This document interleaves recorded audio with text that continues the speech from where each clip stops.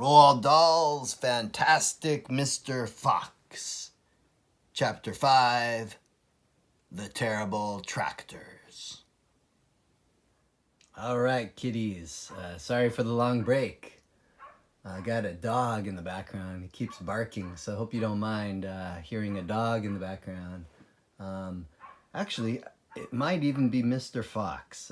I do think that sounds like Mr. Fox's bark, so we'll make do with Mr. Fox barking. Anyway, Roald Dahl's Fantastic Mr. Fox, illustrated by Quentin Blake. When we last left our story, we were on chapter 4, The Terrible Shovels. But now we are on chapter 5, The Terrible Tractors, page 20. So let's go to page 20 and find out what's going on with The Terrible Tractors. If you don't remember what happened at the end of chapter 4, let me remind you. The Fox family were quickly digging a hole as quick as they can to get away from Bogus, Bunce, and Bean, who were out to shoot them. So, let's find out what happens when we get to chapter 5. As the sun rose the next morning, Bogus and Bunce and Bean were still digging. They had dug a hole so deep you could have put a house into it. But they had not yet come to the end of the Fox's tunnel. They were all very tired and cross. "Dang and blast," said Bogus. "Whose rotten idea was this?" "Bean's idea," said Bunce. Bogus and Bunce both stared at Bean. Bean took another swig of cider, then put the flask back into his pocket without offering it to the others. "Listen," he said angrily, "I want that fox. I'm going to get that fox.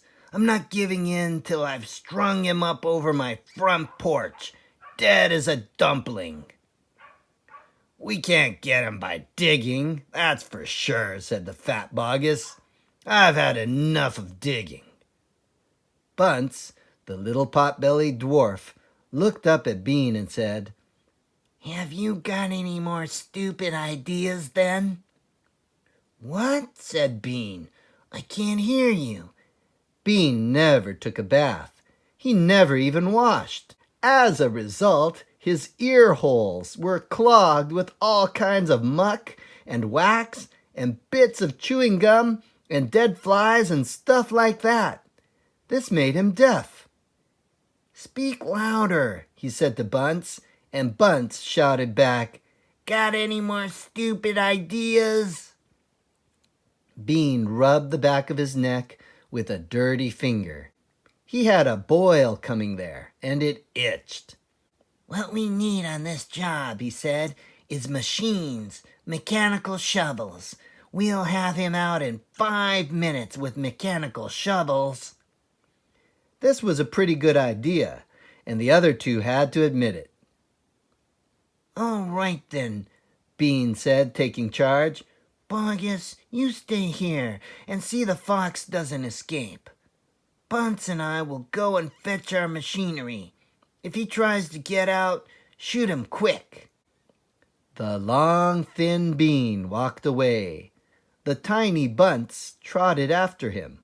The fat Bogus stayed where he was, with his gun pointing at the foxhole.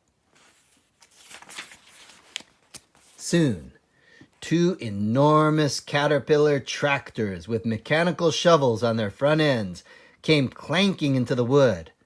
Bean was driving one, Bunce the other. The machines were both black. They were murderous, brutal-looking monsters. "Here we go, then," shouted Bean. "Death to the fox," shouted Bunce. The machines went to work, biting huge mouthfuls of soil out of the hill.